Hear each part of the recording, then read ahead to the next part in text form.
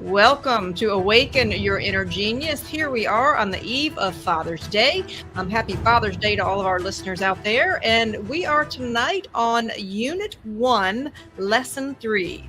Unit 1, Lesson 3. And we have a terrific panel with us here this evening. I want you just to take a look at who's here with you.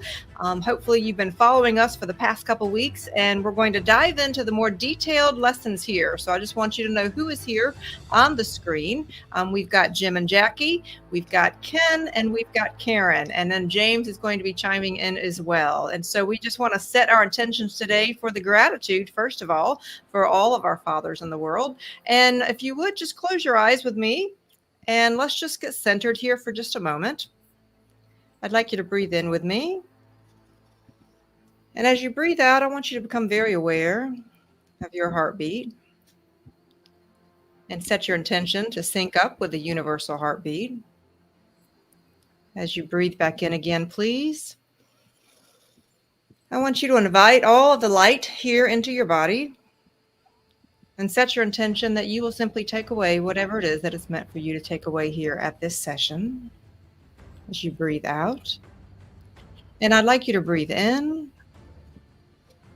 And as you breathe out, I want you to relax your shoulders, relax your neck, relax your hands. Know that there is a reason why your path is crossed with us here at this moment. And we want to say a gracious thank you because it is our deep honor here to serve you today. And so we have a jam-packed session here with you. Our plan is, as you begin to come centered and back with us here, our plan is to go 90 minutes, and then we'll simply stay on for a few minutes for Q&A at the end if we need to.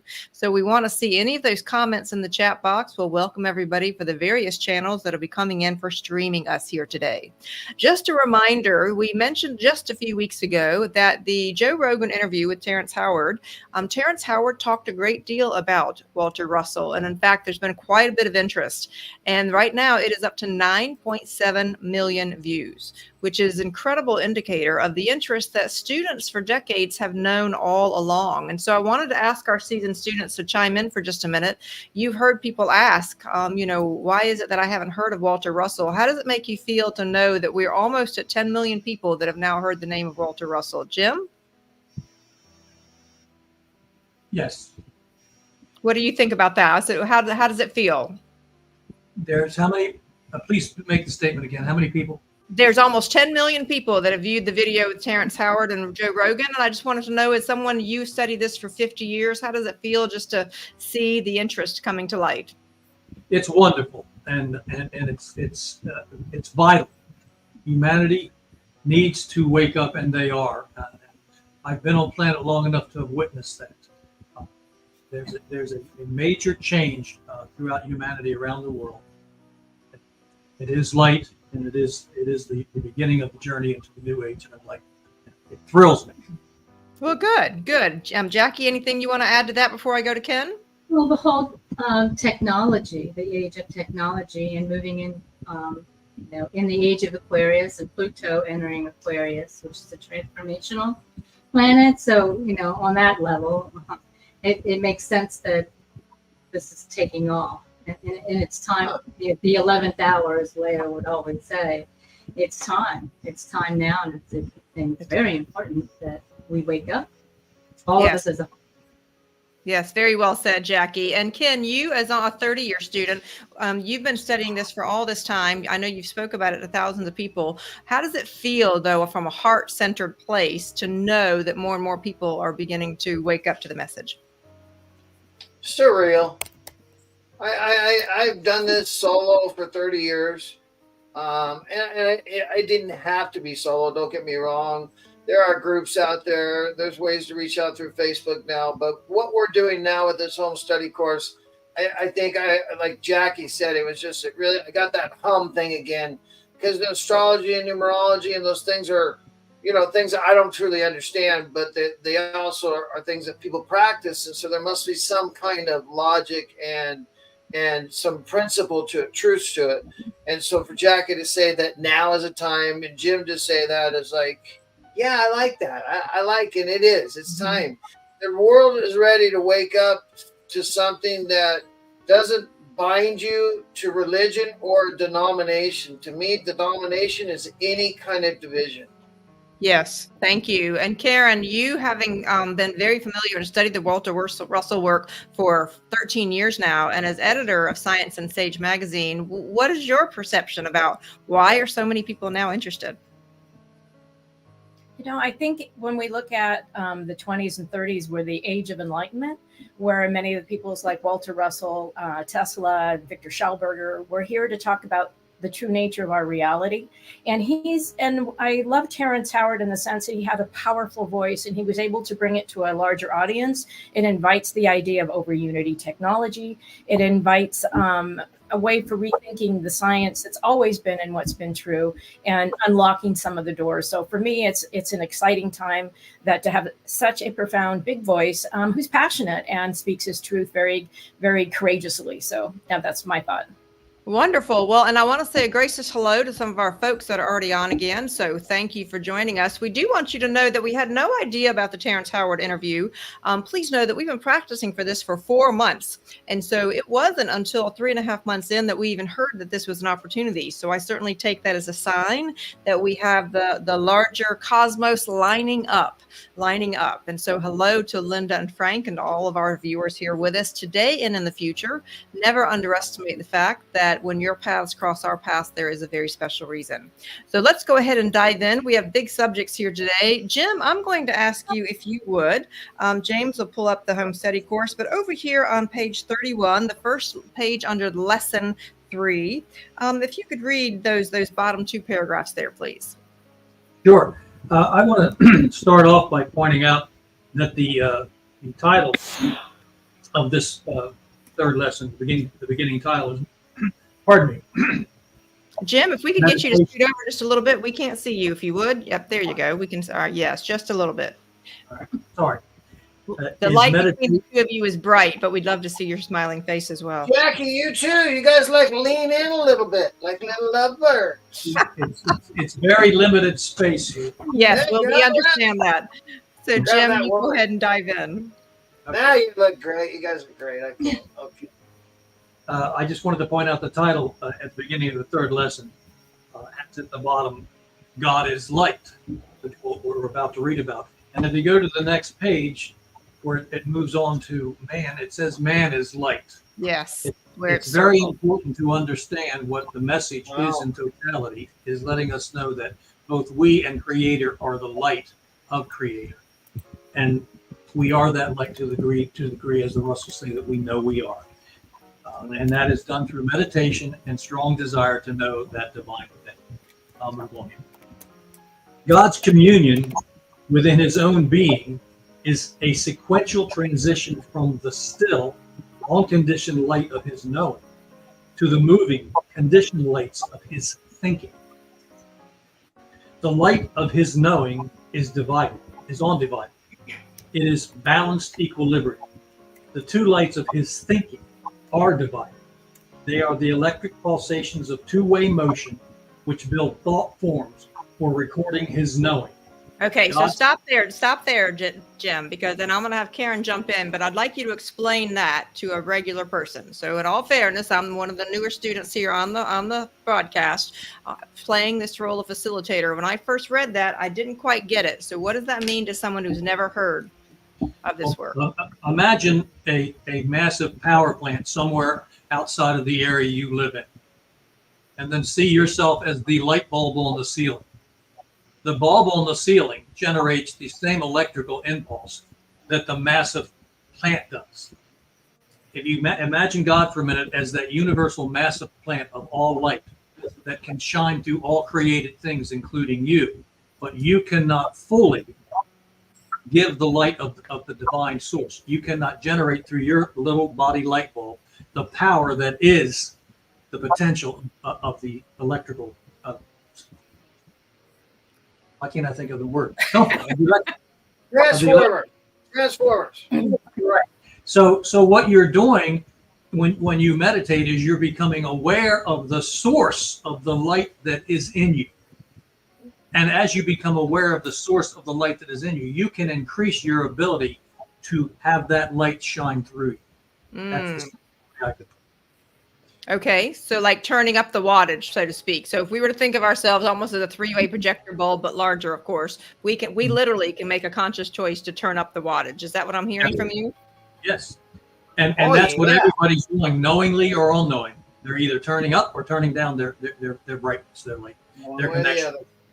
Nothing static. Okay. So, all right. So keep going, Jim, because we've got a lot to cover in this particular one. If you'll take us through the man is light. Oh, Can Karen I- wanted to chime in. Yeah, I want to add to that because I think it's what I think you need to. Every tradition says we are light. We come from light. And when you look at what light comes from, it comes from the triangle. You look at religions, it shows the triad head. That triad head is what makes all matter.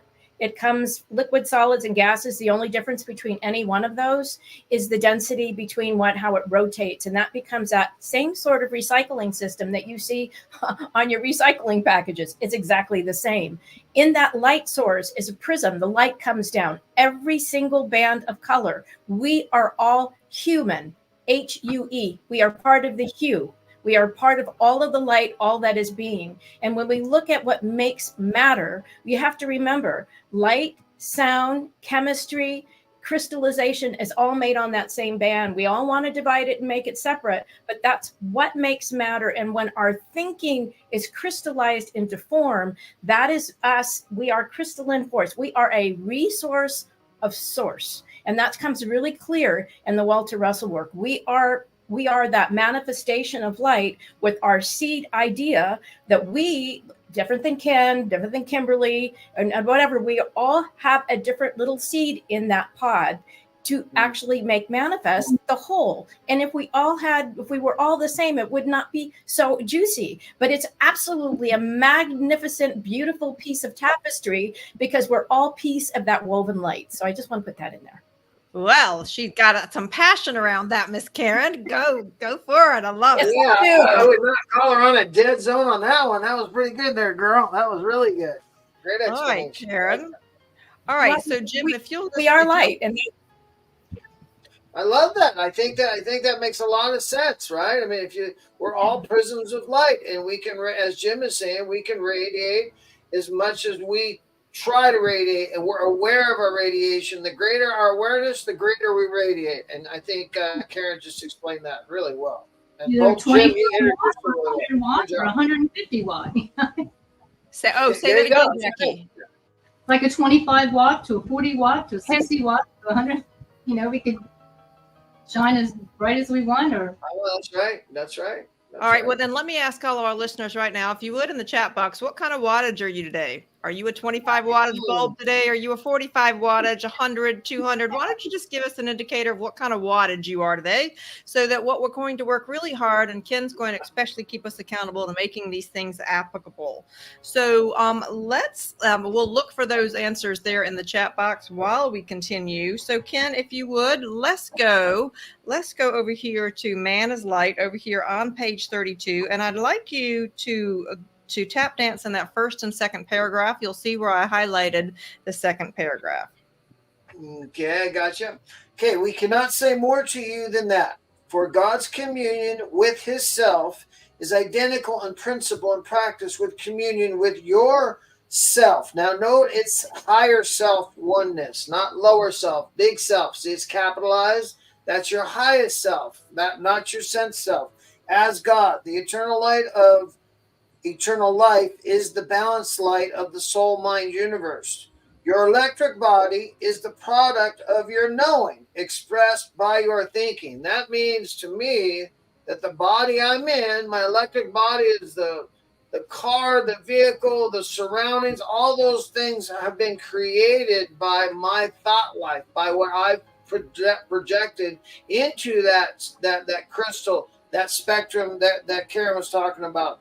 And that God creates the same way. This is what's beautiful. And Jim had said it to me, and I would even ask Jim to go back to that, about that God uses the elements of matter. We have what's called the Mendeleev elements of matter. The elements of matter has been improved on by Walter Russell. But God's tools are the same tools that we have. Can you talk a little bit about that, Jim, about how our tools, I think that's what it's saying, and I think that's the clearest way to just say it.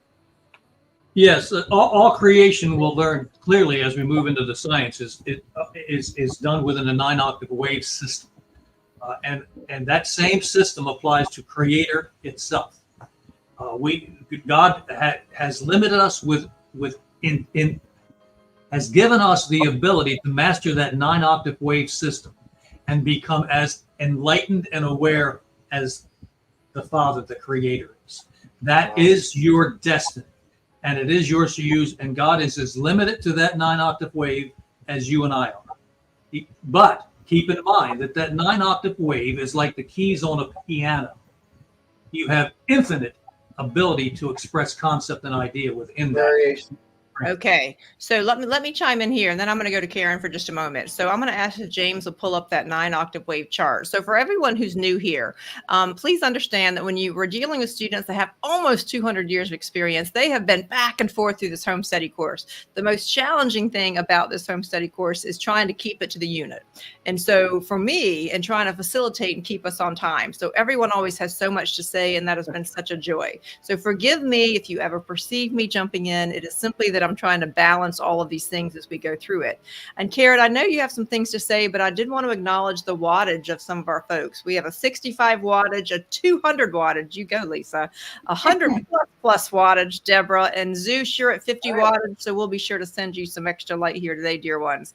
So let's just enjoy. And for any of you that weren't even sure what your wattage was today, then don't even worry about it. Just drink in what it is that we want to talk about here. And then I wanted to go to that purple section because I had to laugh about that. I was going to say, can I share on that last sentence because that was my paragraph, and then we can give it to Karen. I'll just do real quick because that one really hits home with me. And it says, if you can but fully realize the vitally important fact that you will be farther ahead than you could possibly be by reading all the books in the Congressional Library. And what that means is if you were to close this book and contemplate just this paragraph that we've read, just contemplate it in your mind with God, you will learn more in an hour of contemplation than if you read all the books in the Congressional Library. Karen, what do you got? When I think of Walter Russell's word, it's like the secret of life is in the wave. And when we think of everything, life is made of particles and waves. We literally live in an ocean and a sea of waves. Our thinking is waves. It goes up and down. And so it's up and it's down. And that's how it creates and generates the energy and the spin. And I think when we look to ourselves, we have to ask ourselves, what are we swimming in? What light does it bring, or does it turn off the light?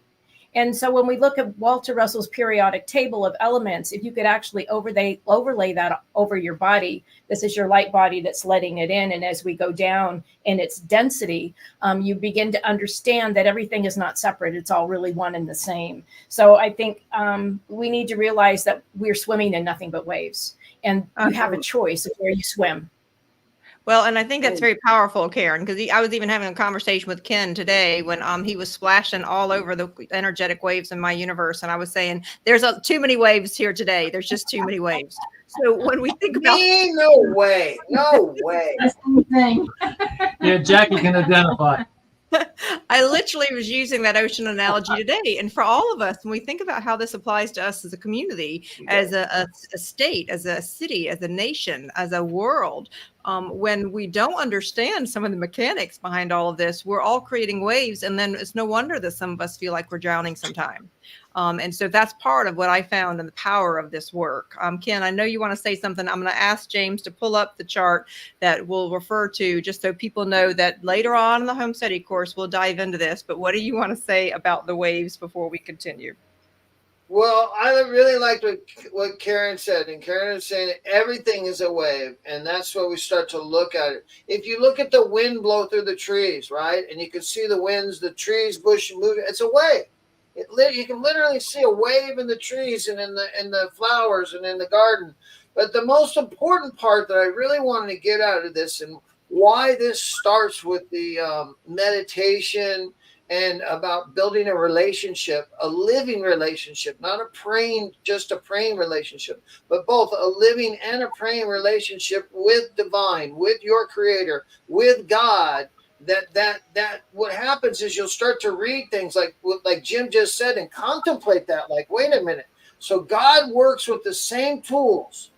And what's beautiful, what makes us all one and makes us that God within is that we have those exact same tools. You're looking at those periodics. Those are the tools that man can work with and God can work with. And you can not go past that and you cannot go before that. And neither can God. That's what makes us all one. It looks complex, but just know if you learn those elements, you in turn and learn how to start manipulating those elements, you would be in the same frame of mind of God with those elements. God can create no more with those elements than we can. That's what makes us one. And that is really something to think about. Yes. To concentrate on. It's really powerful when you think about that. And that's what I want to say to everyone. And hello, my sweet Ida from Indonesia. Hi, Ida. I hear you so much. I got to start saying hi to you. Hi, Ida. Sorry. So if you'll let us know for everybody else, what part of the world are you dialing in from? We'd love to continue building a relationship with you. But when we're talking about this, in the wave lies the secret of creation, and understanding that however you refer to the divine creator, you actually have, oh, my mom is on too. You actually have the ability to be able to, once you understand this, you are a creator in your own world. And isn't that profound? I mean, Karen, you create magazine. Ken creates programs. Jim and Jackie create the wonderful gardens and the wonderful work that you've done. And James, I wanted to have you as a young dad of 4, since we're celebrating Father's Day. I mean, you understand this role of creation personally as well. Oh yeah, absolutely. And Yes. I've always admired that about you, James. I know you're technically producing, you're creating our show for us this time. But what is it about the power of creation that's so important to you? You know, I actually was talking to my son last night about that. Go full The screen, notion- James.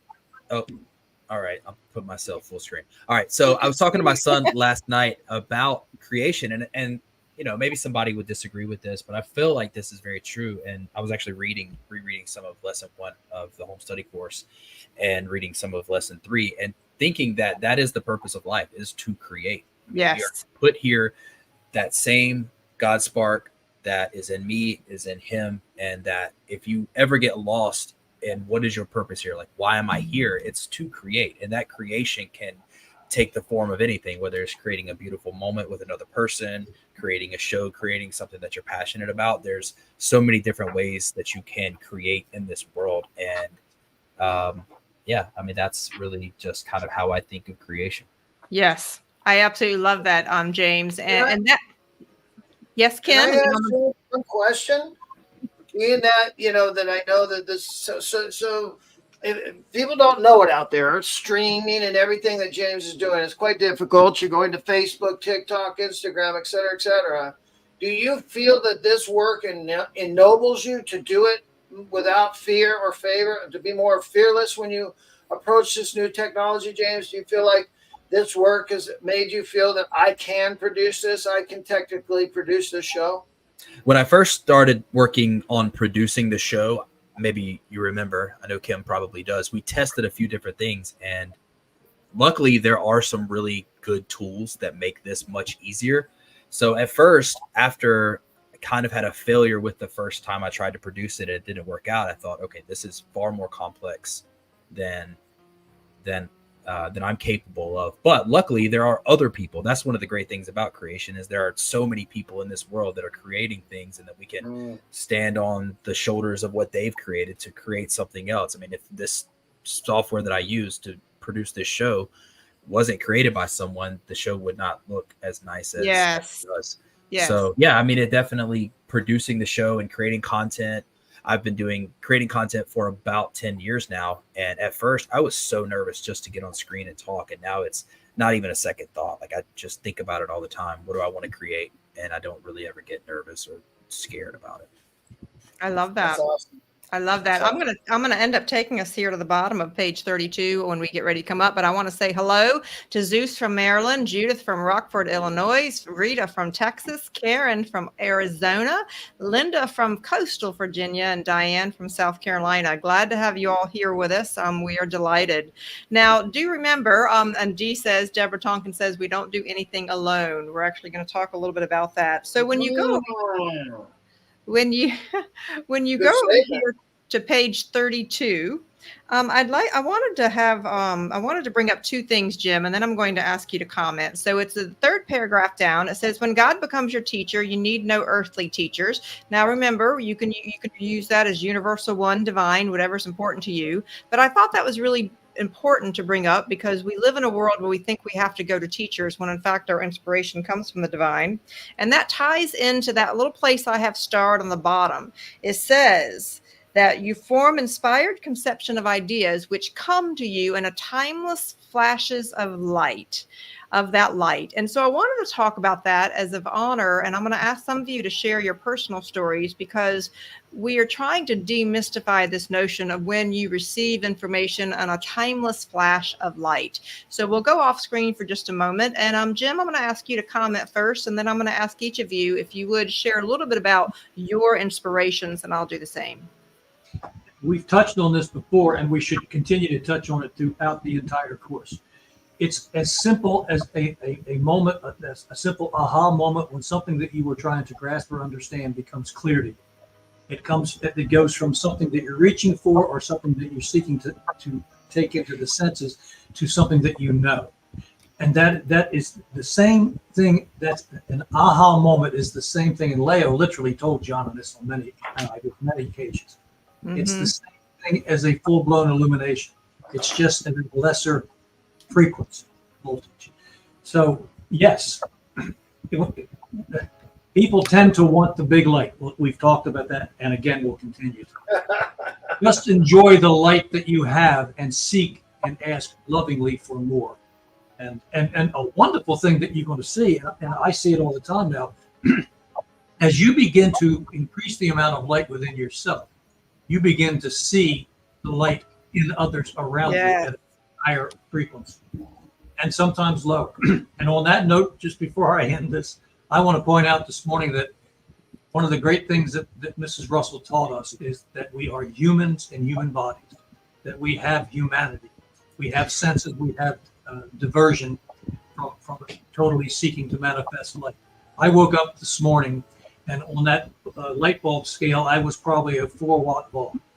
I was disoriented. I could not get out of sense of body, and I was struggling terribly. And then I did exactly what the Leo and Dr. say to do in this course. I went outside in my bare feet, sat on the lawn, looked into the heavens, closed my eyes, and meditated, and asked God to please come forth, come out, because I am lost without. And within a few minutes, it was done. And I was at ease and I was in peace. So it's a valuable tool to use for the simple times that you find yourself out of sort and out of balance. Take the time to sit, meditate, and seek the divine within. I love that. I love that. And so who else would like to share a little bit about their light? And then I've got a personal story I'm going to share a little bit later. Do know that here we are 30 minutes in, and we're only on page 2 out of our lesson. We could talk about these things for hours. Can some of you tell how passionate we are? This is just how much fun we have with this subject and how much we love this conversation. But what else would you all like to share about flashes of inspiration you receive so that we may just demystify it for others? Because I think this is going to be happening to more and more and more people. All right, Ken. I like a practical application, and I'll give you one for me that just happened the other day. I was putting some sheepskins in a car, and unfortunately, the wrong sheepskin was sent. But sometimes I kind of just gonna do it anyway, right? So I get in there, and one thing about these sheepskins is you got to get underneath the seat, right? And it's very tight under there, and you got to get these hooks to hook in there. And I got to tell you, I was having the hardest time. So I have learned in my life, like, God, can you be with me right now and guide my hands and give me any kind of idea that might work better than what I'm doing? And what I was using at the time was a coat hanger to try and pull the cables together. And it came to me to use some needle nose pliers would be a lot better to give me a lot more leverage and allow me to move a little bit more in such a tight space. That is a God thought to me. That's that contemplative. So I ask, when I hit golf balls, I ask God to help me to feel that swing of ease, not be so physical, certainly not hurt myself. there isn't much I don't. Tonight I can say the same thing that Jim said. I was not feeling well earlier, and I was this much about coming on tonight. I got quiet with God, and there's a lot of passion in this. So here I am, and I feel fine. And now that I've done this before in lecturing, now that I am talking, I feel just as good. It's still there. I'm just not aware of it right now. When I turn this off, I might become more aware of it. But that's what we get. We can almost put the regular earth that we're chained to aside and enter into this brilliant, intellectual, omniscient zone and get answers right now. Whatever you're doing, if you're working on a car engine, golf swing, whatever. That's the practical application for me. All right, thank you. I'll share mine in just a moment, but Karen, I know you have some. Yeah, I'll be quick. It's staying in the quiet zone. So if I'm working on the magazine, I just stay in the flow. So the things that come, I can tell whether or not they're meant to be there. When I'm doing the magazine and I have a thought and I have a direction where I'm guided to go for the next one, I never know where it's going to be at the end. It is always an opportunity for me to kind of like follow the pebbles along the way. So be aware of the little things that show up. And sometimes I stay later in bed where it's quiet, where it's just quiet, and I just listen and I ask for the commands for the next day. So I think it's be aware of the guiding posts that are showing up, to work in the stillness so that you can be in the flow. And that's how I work. So anyway, that's what works for me. I love that. Jackie, anything you want to add before I share mine? Well, I know it gets into a lot of it later on in this lesson, but just being able to state a purpose, like what do I want to give? This is what I want to give to this project. This is what I want to give to my flowers, or and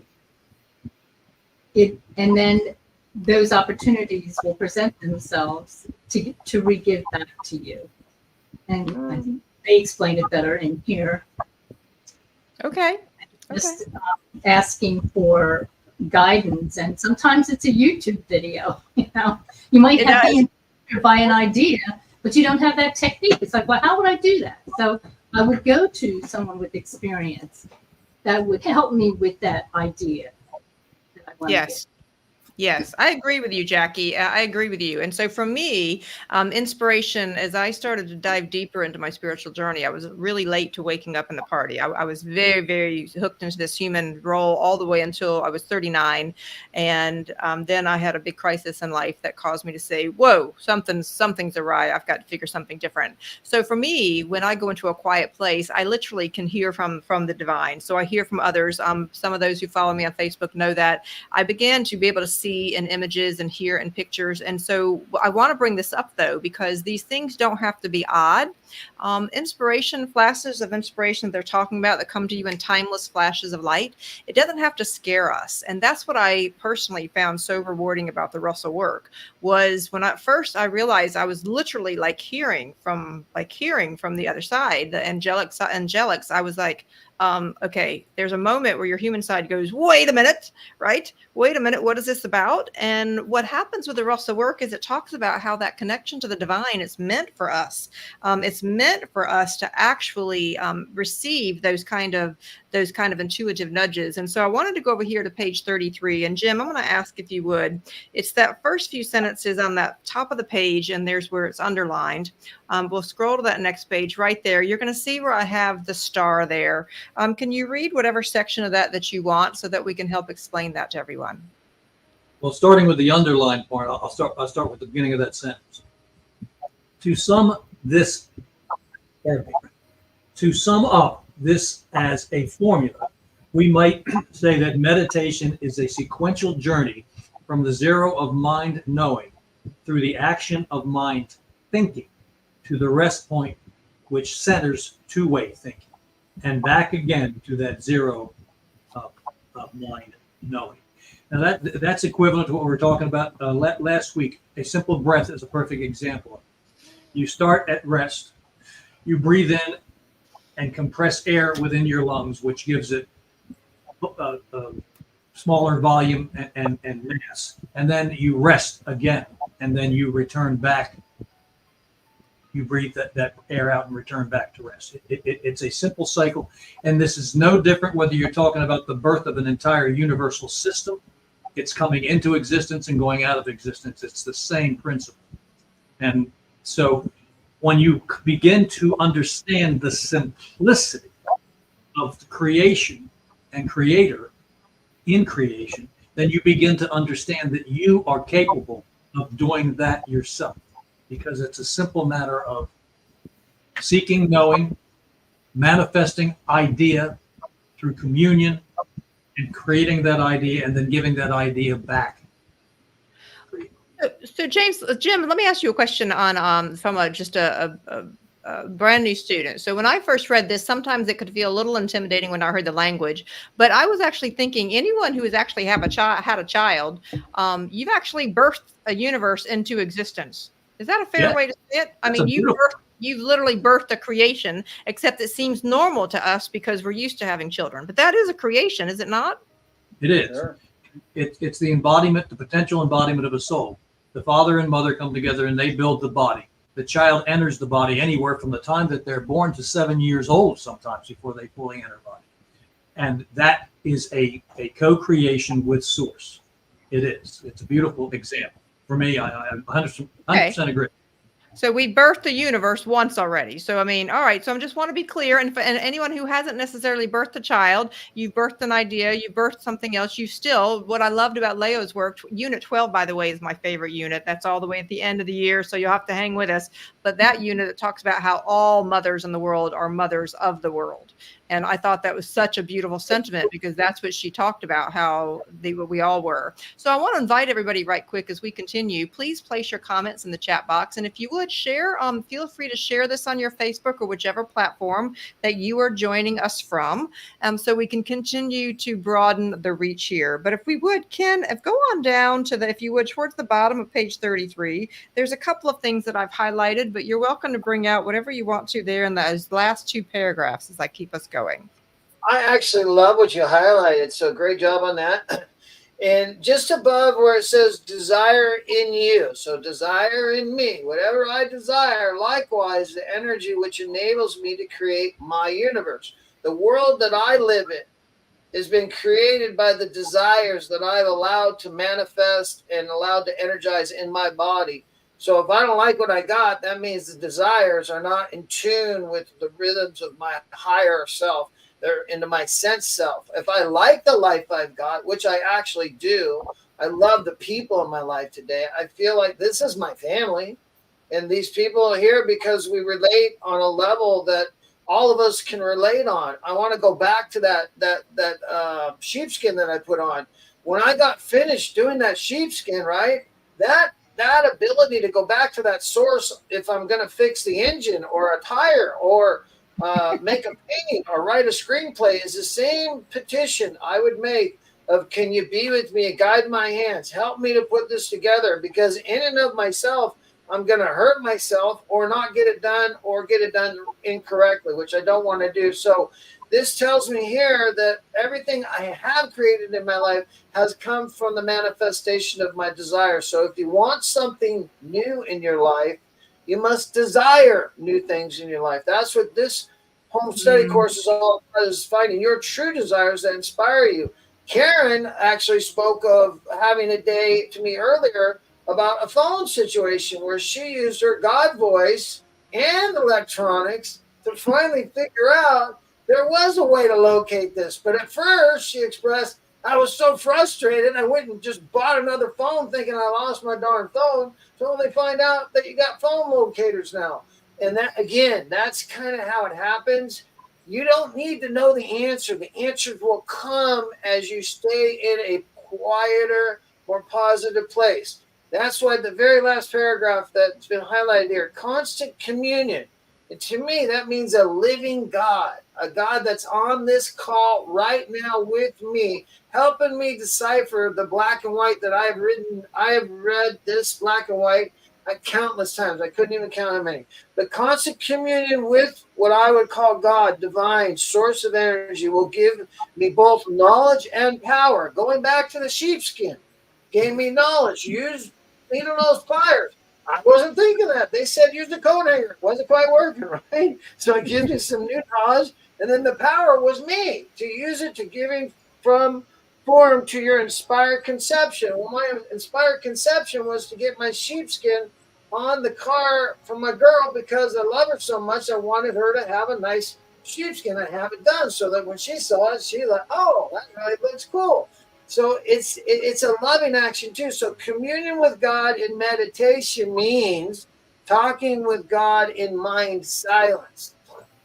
Now Okay. that I'll finish on this real quick. Is like I talk about the winding of a clock spring or a toy car. You wind it up and then you let it go and it takes off. Well, meditation is unwinding of that spring to let my thoughts get longer and longer and longer instead of shorter and shorter. And that when I can get them really long where I feel like there are no thoughts, I have that stillness. And in that stillness, all answers. You can get any answer, any idea you want. That's it on me. I love that. I love that. Now, what he's kindly not telling you is I'm the reason that there was the sheepskin that didn't fit, but that's a story for another day. So, but what I do want to mention is here in the comments box, Frank, you said something that I really don't want us to blow past. And Frank said, white light emanated throughout our second child's home birth. Now, I want to bring that up because I've had a very profound memory of when I actually was a midlife. And Leo Russell talks about why you cannot die. And the whole essence of the home study course is the fact that our souls are eternal. I have a deep, deep memory of being a midwife from previous lives. And I also have a deep understanding and knowing, as many of us are now going to have a greater understanding and a greater knowing, that if we birth a child with love, we bring them into the universe surrounded by love, that it's going to change the course of the direction of their life. And so I bring that up to you here because we're talking about how love is the greatest force in the universe. And you're going to hear that. We even have some fun t-shirts to share with you in just a little while, having to do with love. And for all of my team, if you'll get ready as we go over to page 34. But I really wanted to highlight that, Frank, because right now, when we think about delivering our children, especially in any of the medical environments, are we doing it with love? I would say that there's far more stress than there is love. So that's simply something that I'm thinking about. Zeus has his book, The Man Who Tapped the Secrets. Zeus, we're so glad about that. That is our lovely on-ramp to this work. And that's what this channel is about, is focusing on these things. But I didn't want to go past what Frank said, because I'm convinced that all of us, in whatever industry we're in, we are being asked to understand the wave of the vibration of love so that we can bring more love into everything that we do. So I want to say a gracious thank you. We have viewers from Facebook, from YouTube, from Kick, and we're delighted to have you all on here. So Jim, if you would take us over here to page 34, where would you like to go? You'll see where I have some highlights there. You'll see where I had a heart and I had some music because for my own sense, I was trying to make some additional sense. But where would you like to go on this page? I'll go right to your heart. All right, let's go right to the heart, dear. The reaction to the giving of love is love regiven. Whenever your meditation gives to you the love nature of God, you will then know that there is no evil, nor sin, nor bad in God or in nature. There is naught but good in God's universe. Boy, did I struggle with this one when I was a new student.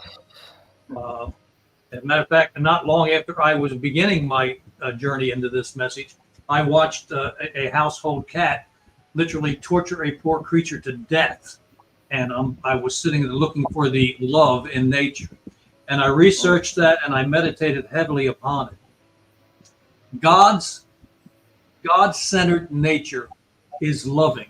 It's absolute. It's unconditional.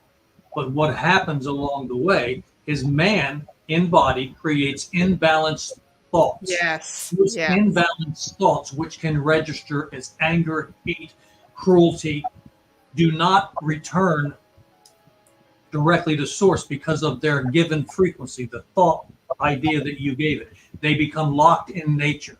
And therefore, those characteristics are reflected in animals and in the very trees and plants and flowers around you, the bugs that sting and bite. These are not, the creatures are creations of God. Their character is creations of man's thinking. and they will, like the lion laying down with the lamb, that proverbial lion with the lamb, will lay down together and be at peace with each other. So when man stops creating nasty, hateful, cruel, evil, or even the belief in evil thoughts, these things will go away as man evolves. Nature will evolve. And you realize that there is truly only balance and beauty in nature. And what we sometimes see, we create. Last thought here before I move on. Last thought, real quick. That's profound, And Jim. I I'm used sorry, go to, ahead. I would go out in the yard and shake my fist at God. And I would do this over and over again, asking for answers from things that would take place. And one of those times I went there, and most people that know me know this story. I went out with vile, almost hatred toward God, and shook my fist and called out loudly in my own voice in the neighborhood, how can you let this be? How can you do this to me? And I'm telling you, there was an audible voice instantly in my head that says, I do not do this to you. You did. And then I understood. Wow. Yeah. Yeah. Jim, I wanna agree with you. I'm so glad you brought that up. And Darcy is mentioning how much she appreciates that. And I'm going to ask each one of us, because we've all had a personal struggle. I know, especially in the past few years, I had a personal struggle when I was dealing with trying to stop child trafficking. And it was very difficult for me to understand why that was allowed. And so for me, right now, at my level of consciousness, what I've come to an understanding as I was studying the Russell work is I found out that many of these things are existing in the world. But my personal belief at the moment, this part is not in the Russell work, it's Kimberly Faith's belief, is that these things are a bit like a frequency, like a wave. And what I learned is that when we're in those lower waves, because we are stuck in believing there's good and bad and that the world is evil, is that we get lost in those lower waves. And what the Russell work has taught me is that when we focus on love and we make that our sole focus and we truly pour all of our energy into that, what it did for me was have me climb what I refer to almost as a ladder of light, but it brought me higher so that I began to see that truth. Does that resonate, Jim? Yes. And that's much more beautifully said than I did. So thank you. No, the way you said it was beautiful, but I'm totally with you. And I'm going to ask Karen and then Ken, and then I'll come to Jackie. When have you kind of had to shift yourself out of what it is that you focus? Because what we focus on grows, doesn't it, Karen? It does. But I want to speak to, there was a tape I listened to years ago that has stuck with me since, and it was something by Tobias. It was called The Journey of the Angels. And when I think of it, because I work in the energy business, when I do the magazine and I talk to people, everything is energy. And when we look at that, the octave you're living on does make a huge difference. But what the tape basically said, you're either in balance with it or you're trying to steal, take, or whatever. So we even look at nations when we've gone in and we've gone to other places and taken their resources and not given it back to the people. In Walter Russell's work, it would ask you to be giving equally in balance so that everybody wins. And so I think right now what we're seeing is a repercussion of the greed on and such an imbalance for humanity that we all kind of need to step up and say, hey, this needs to be a balanced exchange, which it is not right now.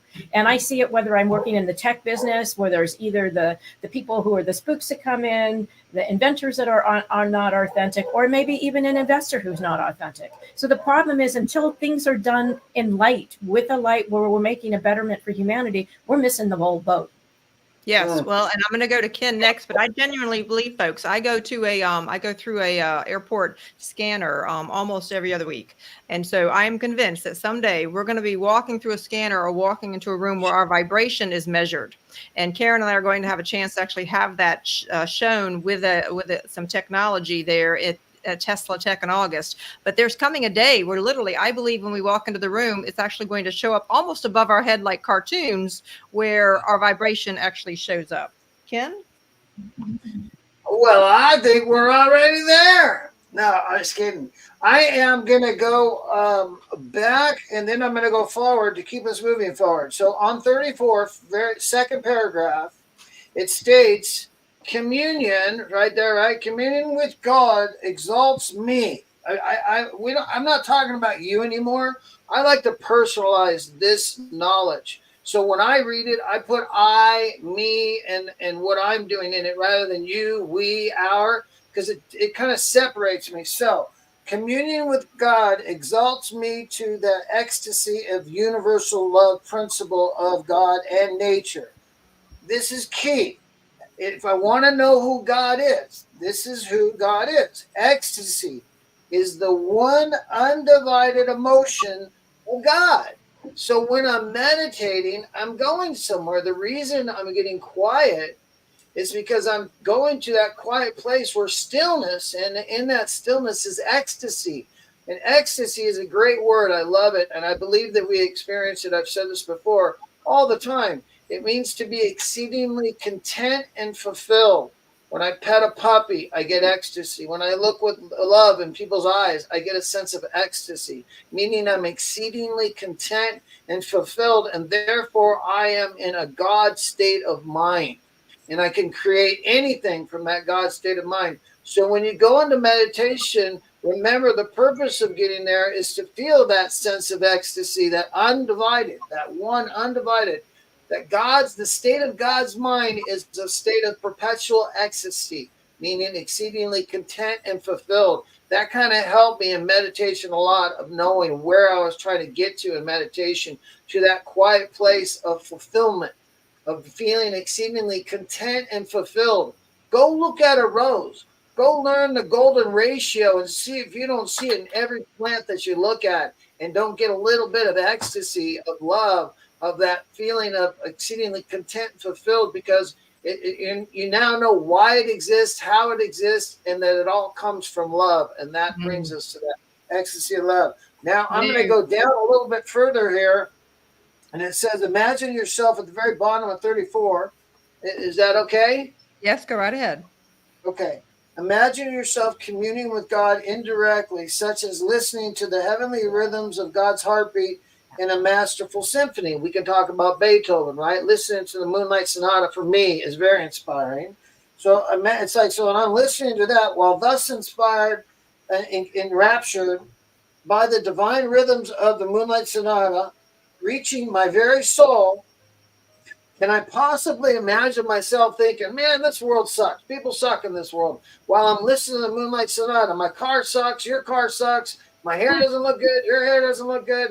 That just doesn't happen. What happens is, it's like, how did Beethoven know? Man, if you look at the moon and watch it rise while you listen to the Moonlight Sonata, you will hear what Beethoven heard, and you will have that feeling of ecstasy. I've shared that with people, and I've yet to have anybody that couldn't make that connection. I love that. Okay, so here's the thing: is I'm going to jump ahead to page 35, but Jim, I'm going to ask you if you would focus in on page 36, because I'm going to you next, and then Karen, I'm going to ask you to focus on page 37 because I'll be going to you next. So I'm just giving you all heads up here, but I want to bring up something really important on page 35. I'm making a note of what I just said here. So on 35, there's a couple of things. So see where the musical note is above. Keep in tune with the universal rhythms. And so I'm going to ask James to put that in as there is our little bottom header there. Keep in tune with the universal rhythms. I wanted to remind us all that the universe has a rhythm. And when the Russell work for me, and Karen, I know you said the same thing, that the Russell work really begins to have you in tune with the universal rhythms. And it talks about even being in tune with them always. And as you'll see in that next section that I highlighted, it's underlined, and it says, desire partnership with the whole universe. Desire partnership with the whole universe. Think about how profound that is. And hello to my sweet Bruno. Glad to see you here on the broadcast as well, dear one. And so when you go through, and I want to continue with that sentence, it says, I am the universe. I am all that is. For the light of my Father is all that is. And I am that light. I and my Father are one. That is cosmic meditation. For that is the thinking of the new race of cosmic man now and its borning. And so I'm going to ask Jim and Jackie to comment on that in just a minute, but I wanted to share my experience when that became truth in my life. I've mentioned to you all that I was a recovered Southern Baptist wife. And so I had some lovely experiences with all of that, but I also had a great deal of harm. And so for me in 2012, when I was trying to heal from the wounding of everything that I had been taught, there was a moment literally where I no longer felt that the divine was separate than me, that it was emerging. I could literally feel the merging. And I finally understood for the first time what that phrase meant to me. I and the Father are one. Now, keep in mind, I believe in father, mother, and I love that about Walter and Leo. They refer to the father, mother principle when it comes to the divine. And that was really, really important for me, having just come out of a religion that was taught that women were not equal, as we just saw in the news just recently for those of you in the US. But when that happened, and then I'm going to Jim and Jackie to ask you to comment on this cosmic age. When that happened, of I and the Father and the Mother were one, what I realized is that there was no longer any separation, that my life became a prayer, that my every action was a prayer, that the integration, and for some of you, I'd love to see in the chat box, I know some of you have experienced that as well. And so, Jim, could you comment on this notion of the cosmic age? Because that's really a lot of why we're doing this, and you have such a passion about this dawning of the cosmic age. Well, because it's a literal happening. We know through astrology and through the signs that we're moving out of the Aquarian age into the out of the Piscean age into the Aquarian age, and before that, I believe, was the age of the bull. As this happens, there's a closing. There's a literal closing of the vortex. When we head into a new age, the vortex is wide open, and the wave cycle is massive, universal. As we end the age, it's slowed down, and everything speeds up. Just picture a cyclone at the bottom where it's hitting the ground and all the debris is being thrown around. This is when it's at great speed of repetition, and it's an opportunity. Right now, as we go from one age into the next, what you're having is the ability to be here on planet in body and decide, will I live a physical life or will I seek a spiritual life? Those people by the millions are waking up around the world and deciding that they want to seek a spiritual life. They Yes. don't know exactly what to do and how to do it yet, which is what this message is all about. But they feel the need to do that. Others are choosing physical life. What will happen is when the transition between this past age and the new age crosses over, those that decided to seek the spiritual life will be born onto their planet in a much higher spiritual position. In a planet, a higher spiritual position. Those that chose the physical life will inherit a planet with the physical life that they chose. It's not a punishment. It's the ability to choose by what you think and do. And the key to making that transition easier for you and those that choose the physical life is to love yourself in the journey you're on and those around you, even love the ones that are choosing the physical life. Okay. So Jim, I really like that the right there at the end of that section on page 35, it says, James, you don't have to pull. Okay. But you'll see right above where it says all nature manifests love there at the subtitle at the bottom. The last sentence of that is love is all there is. I should have highlighted that, but you'll see that I actually even put a t-shirt because I couldn't help but be inspired this morning as we were prepping to come up. I reached out to Karen, and you'll just see when you have a team that flows, this is what happens. So let us know if you like these t-shirts here. We want to show you some of the t-shirts that's inspired by love. It says love is all there is. Maybe someday we're going to actually offer these, but we just wanted to show you a couple of different ones. Let us know which ones you like. We're just having a little bit of fun. There's another one. It's got the red and the blue. Love that, Darcy. Love that. Okay, this one's for all of you dog lovers out there. I know Ken has his dog of 15 years. Love is all there is, with a lovely dog right there in the middle. And just let us know which one. Another one, love is all there is, with all those rose petals coming through. This one was inspired and it tied into what we were doing. Karen, why did you come up with this one? It says, men and nations become what they think. Awaken your inner genius. That's part of this chapter, or the last one. I can't remember, and I think of all nations and what they're putting in the airwaves, which is different, which is than the heart, which is in man. And right now, we need to become inspired. We need to become cosmic thinkers, and we really need to step out of the wave that they're putting in the airwaves, and go back to a Renaissance period where we really ignited new thinking and new ideas and creativity and step out of the box. And so for me, this is just so important at this time. Love it. Let's just show you a few more t-shirts in case any of you want to comment. This was one of my favorites. The love principle of nature never takes but gives. And then the last one here, and I'm going to ask Ken which one he wants. Life is the gift of love. And it says, oh gosh, I need my glasses. God's universe is based upon love.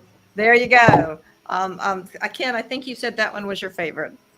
Yes, it is. All right. And they all come out. Karen, you did an awesome job. For the people that are, looking at this, I just want to read one more thing that connects to all this, and it's just the very last sentence of 34. And after Ken, we're going to Jim on page 36. Okay. And it says in there, underlined at the very bottom of 34, it says, that is why, and this is so important to drive home this point, why I should seek God in meditation immediately if you indulge in angry or unkind thoughts. Well, that sheepskin got a few of my unkind thoughts. When it scratched my finger, I had some unkind thoughts. So I knew immediately, like that's what this home study course does for us. It's like, uh-oh, I'm working alone. I'm never going to get this done. I need God to finish this. And I asked God to be with me and guide my hands. And that's when that right tool came in. And when I grabbed that right tool, I got to tell you, man, it was like, bam, I was done in less than a minute when I had spent 20 minutes sweating, grinding, bleeding, and going. And then it says, God, you should seek God in meditation immediately if you indulge in anger or unkind thoughts. You must restore the balance of the universal love principle, else the toxins, listen to this, else the toxins of unbalanced thinking will upset the balanced normalcy of your bodily rhythms, which all illnesses are. That means we create, all of our illnesses are created by imbalanced thinking. Balanced thinking can only be done with the one source of God. One more thing I want to say on this God, male, female thing. I spent many years talking to God and realized, I would say about 15, maybe a little over that, 18 years ago, that I was talking to a male God, but I knew through all my readings and all the studying that I'd done that God was neither male nor female. So I had to realize if God was neither male nor female, that means that God was undivided. And therefore, that's why God's mind, perpetual state of mind, is a perpetual state of ecstasy, because there's no division. There's no female side. There's no male side. There's wholeness, which is hard for us to comprehend unless we're in the state of love. When I am in the state of love, I feel wholeness. And there's no male or female. There's just the energy of love. That's how paint with love. Do your mechanics with love. Bake with love. Do your gardening with love and watch what happens. You will see things grow on a magnitude you've never experienced by just realizing you are God. And all I got to do is invite God in to help me guide my hands in this moment, and the rest will happen. Well, I have a comment to add to that. I'll ask us to go full screen so we can see the whole panel, but I do want to mention a couple of things. So Darcy said she wants all the t-shirts. Thank you, Darcy. We'll let you know as soon as we figure out how to have those ready. Some of you picked out the one or the others. Darcy also said she had a big smile. Karen liked the second to last one, and Deborah Tonkin also wanted just a few of those. So I got a kick out of that. And we are, in fact, Samantha, all of these recordings will be on our YouTube channel. We're doing everything we can to make this available to everybody.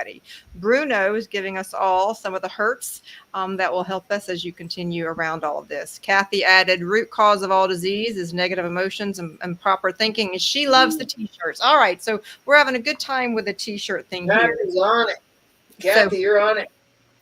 So, Jim, I'm going to have you go to 36, but I do want to mention something as it relates to what Ken just said.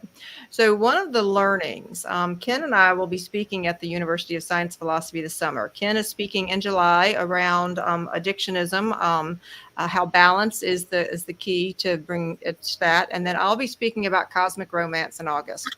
I want to bring up something that I've learned in this new relationship. is seeing the divine in the other, about being the male-female balance. There is something very beautiful. We have all been at war here in humanity with the masculine and the feminine. Jim brings up this many times as we talk, that it doesn't do us any good to have the pendulum swing from one or to the other, and that we all have the masculine and the feminine inside.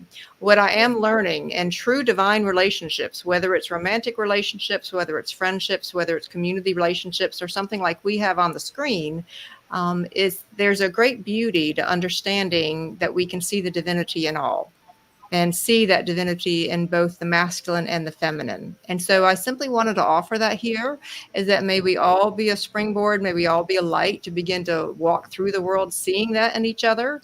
And that when we're not seeing the light in others, it's probably because we're not seeing the light in ourselves. And that to me is what a big part of the invitation of the Russell work is. So Jim, where would you like to take us on page 36? That was beautiful, Kimberly. Thank you. And that was lovely. Thank you, love. On page 36, to give possessions is not giving love. Boy, do I wish even myself as a young parent understood this better. All right, so that's where I have the little star. It's about halfway through the page. There's a yellow star there. It's talking about to give possessions is not giving love. You mean to give stuff? You mean when we give stuff at Christmas, Jim, that's not giving love?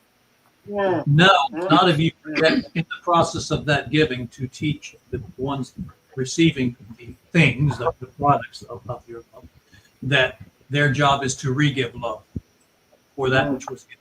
And which, my God, is that not the center of Christmas as a whole that we kind of have forgotten? But the other one that jumps out to me on the page is to extend love is to multiply the light of it 1,000-fold. Boy, this is green highlight there on the page. Yes. I see now. Okay, so it's very small on my page here. So I know. that. So we're in sync. Now think about that. What we forget is when we give love to someone in the room with us, or even a loving thought to someone that's not, that encircles the universe, is recorded universally throughout this planet. And you are giving love to people that don't even know that it's coming to them. You are literally lifting humanity by a loving thought and act. That's what they mean by multiplication. Never take lightly. I've said it before. Please, when you're out and about in the world, be a light. Find nice things to say about people. Sometimes it's as simple as a smile and how are you. It can change the destiny of the person. It's that simple. You are so powerful with your ability to give love. And Can't say it any better than that, Jim, in all fairness. And what's difficult for many of us, let's just be honest, when we're talking about real application, is sometimes that's not easy. Because sometimes just our entering a room and breathing seems to annoy people in the world. So literally. So when we all understand vibration, and we understand that we don't even have to speak, if we radiate love and someone is in the pits of self-loathing, they're not going to take you well. It doesn't matter how nice you are, how kind you are, how loving you are. And so for those of us that understand these principles of love, it takes an enormous amount, I believe, of courage and understanding and compassion. And what you were just talking about, Jim, of having love, of being able to radiate love regardless of what's coming at you. yes. All right, Karen, I asked you to please take us somewhere on page 37. Hello, Miss Sweet Ida. Glad to have you all. Please add your comments. Where do you want us That was to the go? one I marked. That was the page I have marked up the most. So I think it's funny you picked me to do that one. So Well, I'll there start you go. here. I'm not Teachers surprised can at never all. Teachers can never teach you to be a poet, a musician, an artist, an inventor, or a creator of anything. God is the only one who can teach you to create. Teachers can teach you how to give a material body to your concept, but only God can give you the inspired concept. And I think if I run down to the next one, is the beauty of music is not in the technique, it is in the soul of the creator. So I think it's when you hear people, you can go to us, like I did the other night, I went to hear the symphony, and there were certain pieces which were very mechanical, very nice. But when certain people played certain music, it just resonated within your body. And you could tell the difference between a technique and the soul. So when you're connected with the soul of all that creates you and you emanate that to the world, it just brings so much more sunshine. It may not be as perfect, but it has a joy and a va viva, and as you would say, Ken, the ecstasy of it in it, and it just reverberates throughout the space. So that's what I would say to that. So that's why I love this page so much. Well, It's Karen, not about technique.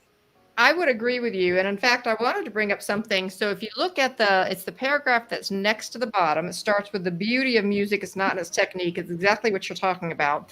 And you'll see where I have it highlighted, and I have the musical note. It says, your inner ears can hear the music in the silence of God's eternal rhythms. And you can interpret your moods into the rhythms of the universal heartbeat. And James, I'd like to capture that as a subtitle. And I would like everyone who's listening, write down that phrase, the universal heartbeat. When you understand and you internalize and you invite in that notion of the universal heartbeat, the world is going to begin to show you things in a very different way. And so I wanted to mention, it talks about as Beethoven interpreted the mood of the moonlight into the rhythms of it without having any teacher but his God self. And so I'm going to ask, Ken doesn't know I'm going to ask all this. I'm going to share a story in just a moment. But James, if you could bring up the picture of the moon. So we went to go see a sunset, because if there's one thing that Ken is really good at, along with Jim and some of the others here on the panel, is always enjoying the beauty. And we went to go see the sunset on one side of the parking lot, literally on the mountain, and on the other was the moon. But Ken showed me something very beautiful that can happen when it comes to the moon and the Moonlight Sonata. So for Ken, I've asked James to pull up a portion of the Moonlight Sonata. Do you want them to hear a few beats of that first, or tell your story first? We won't have time to do the whole Rising of the Moon.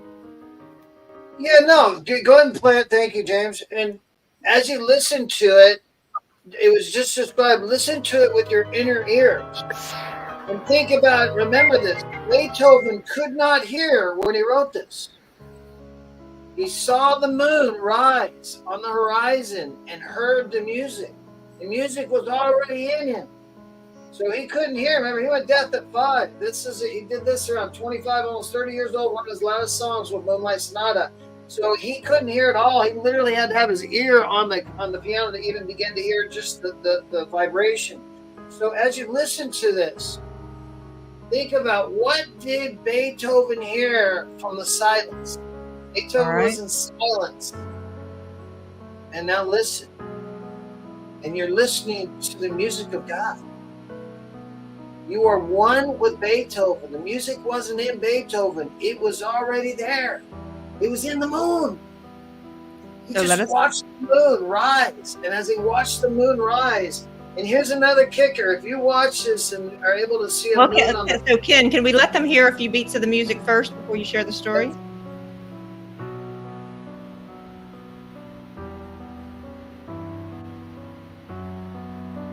This is interpreting the moods of the rhythms of the universal heartbeat. And this is the mood of the moonlight. Think of the moon moving as you hear this music. Ever so slightly.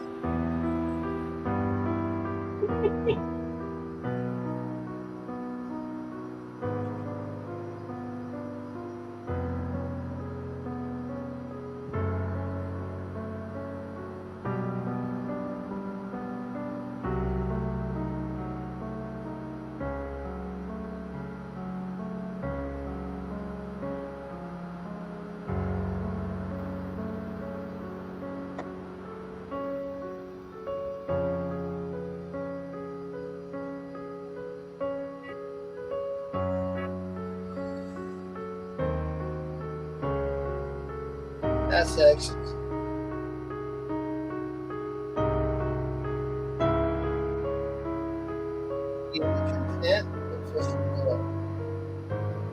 All right, so James, if you'll pause it for a moment. And Ken, before I have you continue, I'd like to share it from a hearing impaired person's perspective.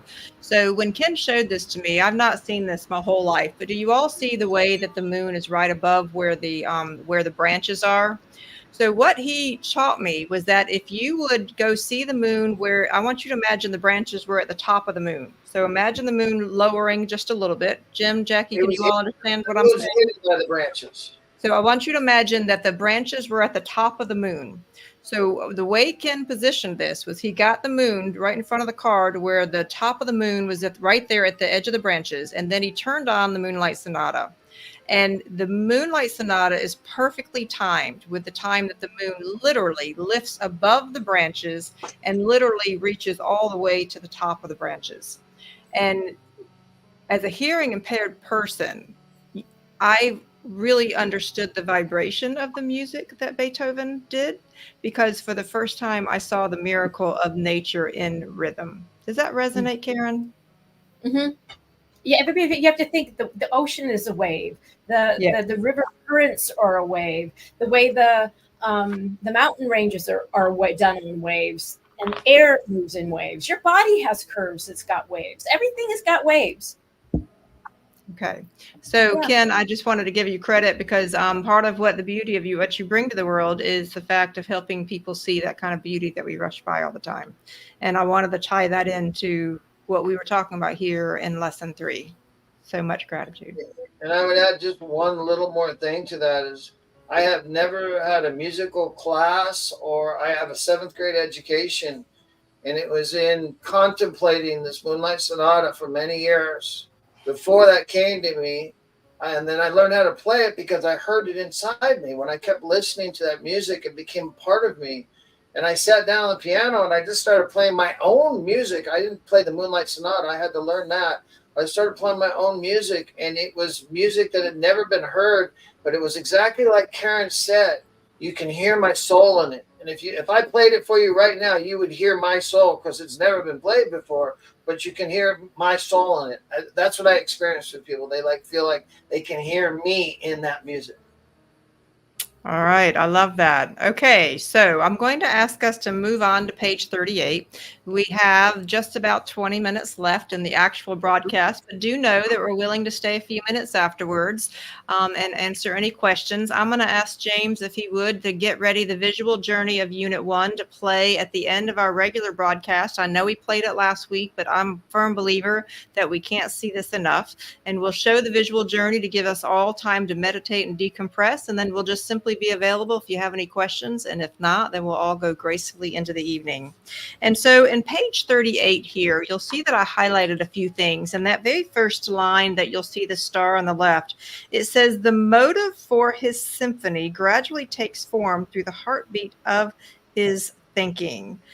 And this continues with this whole notion of music. And Jim, I'm going to ask you to comment on the next paragraph, because if you would the paragraph that starts with, "This is the mood of all creative geniuses." This is the mood of all creative geniuses during the inspiring and ecstatic hours during which they commune with God. By such communion, they awaken and unfold. By such communion, you awaken and unfold your own genius. Really. Therefore, there is no other way to become a cosmic being. There is no other way to acquire inspired knowledge, to uplift you from earth into the high heavens of the kingdoms of the soul where cosmic man dwells. Boy, how simple can you say it? The simplicity of that sings to me, because it's making it clear the only way to enlighten self is to go within and seek enlightenment. It's not difficult. Take the time to meditate. Yes. And I think that's really, really powerful, Jim. And Ida, I want to go back to something you said. Ida said, when I started losing my hearing, I noticed that I was beginning to feel vibrations around me that I had not noticed before. So, Ida, I've worn 2 hearing aids since I was a child. My mother can feel free to comment on the chat box. God love her. She worked so hard all those years when I was little to tape my hearing aids to my head so I would not lose them. I showed you all in a broadcast a few times ago of just how pitiful it was with my big glasses and my hearing aids. But I will agree with you. Not having that sense to depend on, that many depended on, I was very in tune with vibrations all around me. In fact, there's the old adage that you can put your ear on the railroad bed to hear if a train is coming your way. So I had no choice but to tune into all of those vibrations. And so it's actually been a gift to me. I don't take any of my senses for granted. And so, Jim, when I talk about this, when you're talking about this cosmic, becoming a cosmic being, the way we acquire inspired knowledge, I'd like to ask if you and Jackie would even talk a little bit more about that. You actually have a farm that you are working to just bring that inspired thinking, so that providing a place in the world. So what do the two of you want to add to that thought? Well, we took this joyful task on about 3.5 years ago. And the place that we bought was in great need of love. It has been a project that we poured ourselves into. And at times it's been quite trying. But the transformation that's taking place, when I first decided that we were going to go ahead with this, and Jackie agreed with let's buy this property, we both went into deep communion with God, asking, do we have the ability to do this at our age? And is this the place you want to be? And the answer we pretty much got was this, that Jackie and I had gotten together, and we had a list of about 6 things that we wanted the property to have, so that as we loved it, it would be able to love us back. All of those things were crossed off the list. It had all of those things, but only in potential. It was in very rough shape, not only inside, but outside. Fence lines had overgrown 15 years plus without any care. So there was a great deal to do. But here we are, to shorten it up, 4 years later, just shy of 4 years later. And what's transpired here is amazing to us. And we get compliments from people that come by. But I still see it in transition. And my answer to them is just thank you very much, because we have accomplished a lot. I can't wait to show it to you 3 years from now. So that's pouring love into something that loved us back. I've literally said that to my wife. In numerology, this property is an 8. And it's, well, she could give you details on what it means. One of the things that an 8 property wants is it wants to be loved so that it can love you back. And this 8 property that we're in was very much in neglect and neglected. No judgment on the people who are here prior to that. Things just didn't get done. And we have loved loving this property, and we have felt it loving us back. Love that. Jackie, anything you want to add? Well, with my hip condition, I can't put as much of my love into it as I'd like to. Mentally, it's there, but physically, not yet. So I'm really impressed with the job Jim is doing himself, basically. I do throw out my own ideas, but I think that's that way with anything that we see. A lot of, I would say everyone is gifted in the department of seeing potential, not necessarily wanting to tackle that. Or they're in a financial position where they could hire somebody to actually manifest it for them. So I think it's all just the idea, and even in here, saying, where is it? I can't find it now. But until you're ready to manifest, to put that idea into material form, then the teachers will show, the people who will show you how to do it with their experience, or be able to take your idea and actually with their experience help you put it into form. So it's constant. Everything we think about, we're putting into form generally. Yes. On some level. Yeah. Let me share a quick story.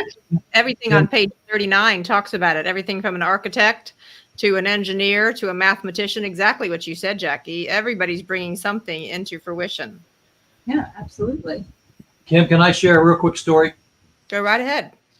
About 6 months into our being here in this property, Jackie had not retired yet, and she was still living at our home up north.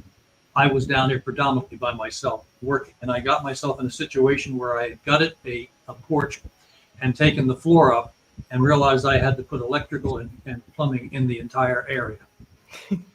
And I was overwhelmed. And I went out and I sat down on the porch and I called Jackie and I told her, I think I'm at the point where I'm going to just curl up in a ball and suck my thumb. I don't know what to do next.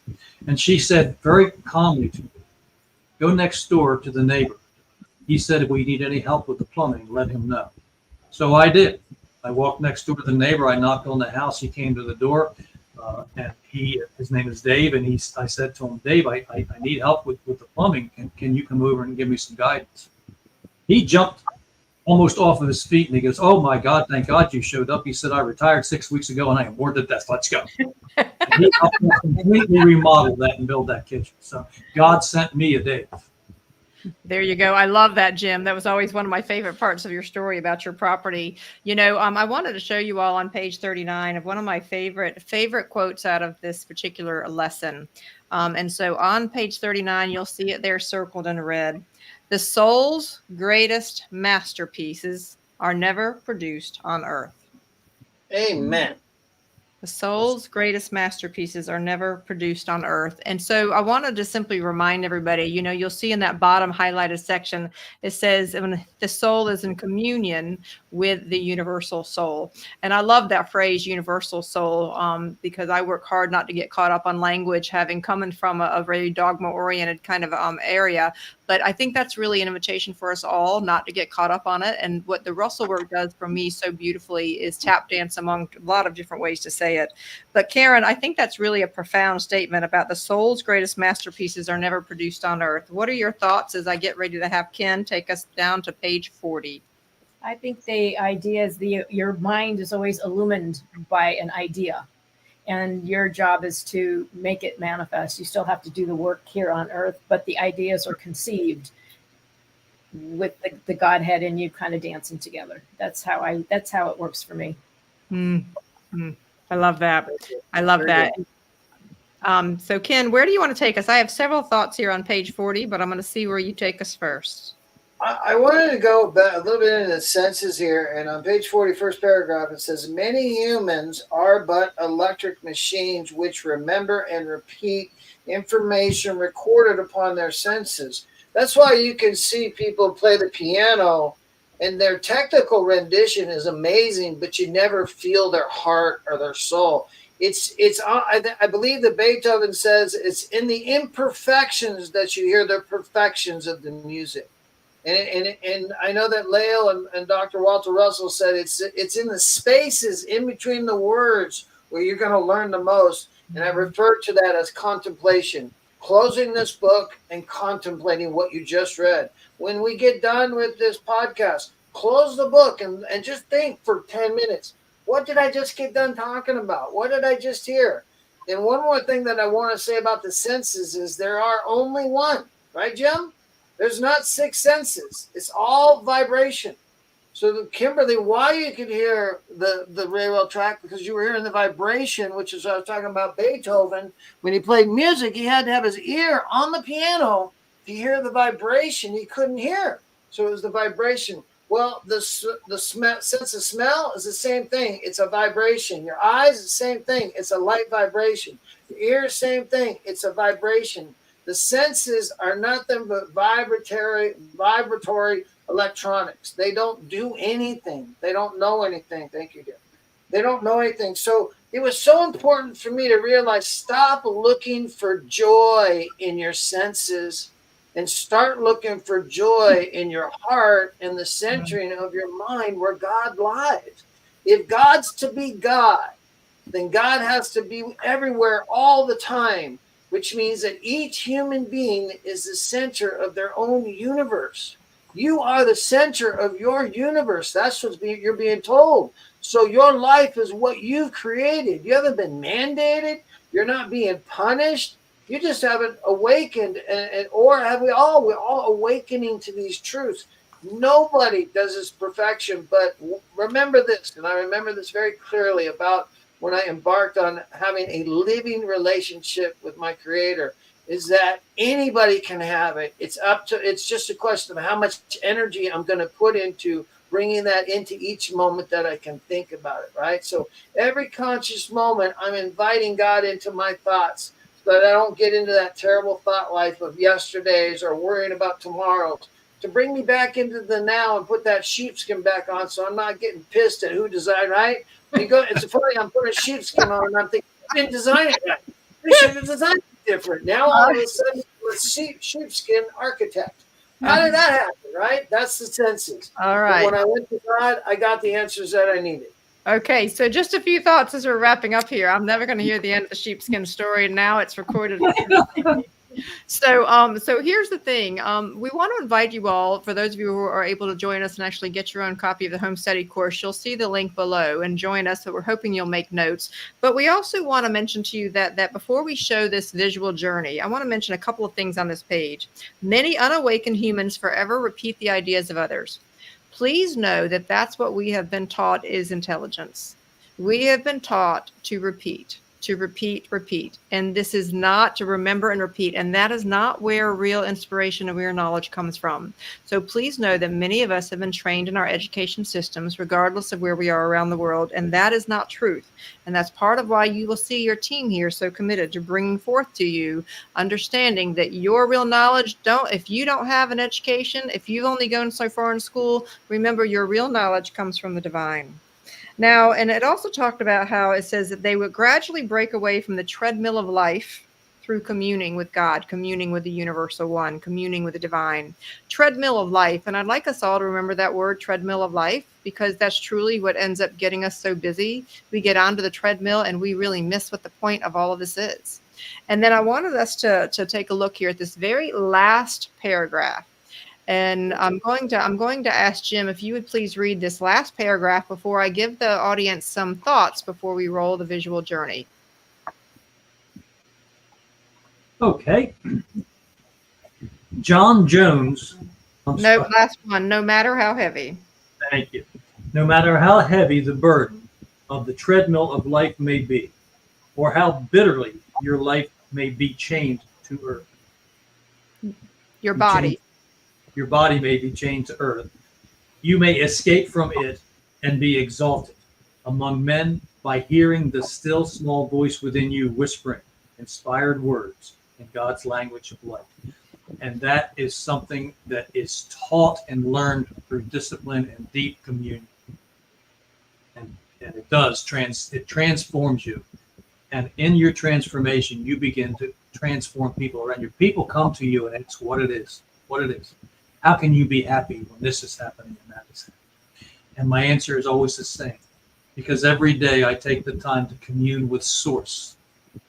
And I'm told to give love and patience. That's how it happens. And it's a self-made journey. Very, very powerful. And so as we go into right now, we're going to play that visual journey of Unit 1 again. And for those of you that have been with us for a few weeks, I want you to notice how you're beginning to understand some of these concepts at a greater level. And so take these 4 minutes. If some of you are too tired, you need to go take a pit stop, go right ahead. And for those of you that need to close out and hang up, we completely understand. But we'll have the 4-minute visual journey, meditate as the messages go across the screen, and then we'll stay on for a few minutes afterwards to see if any of you have questions. That's our honor to serve you. But notice how there is a dawning, a growing, and consciousness for each week.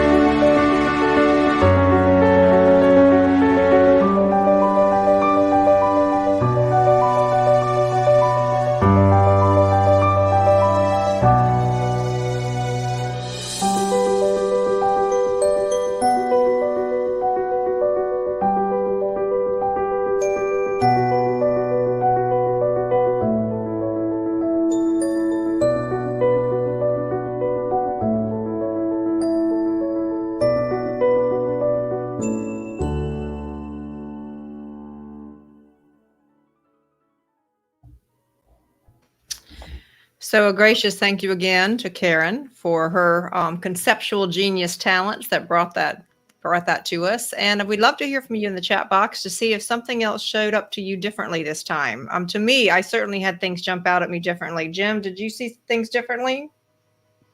Yes, and I found it much easier to read. Yes, well, I find that it gets a little bit easier each time. And so, James, I'm going to ask you right quick as well. Do you notice, you've seen it a couple times, and I know you've been pouring your heart into helping us with the social media and getting the word out. What do you notice the more you see this visual journey? That's the greatest thing about doing this, is that the more time I spend with the material as I'm creating content or watching the visual journey, I start to understand it more. It's like little pieces keep falling into place, and they are illuminating themselves to me. Yes, I find that the Russell work offers us almost like an outer perimeter of a puzzle where so many of the things that we've learned through life come together. And so please know that I still have an office at the University of Science and Philosophy in Waynesboro, Virginia, at the Russell Museum. I serve there as an ambassador.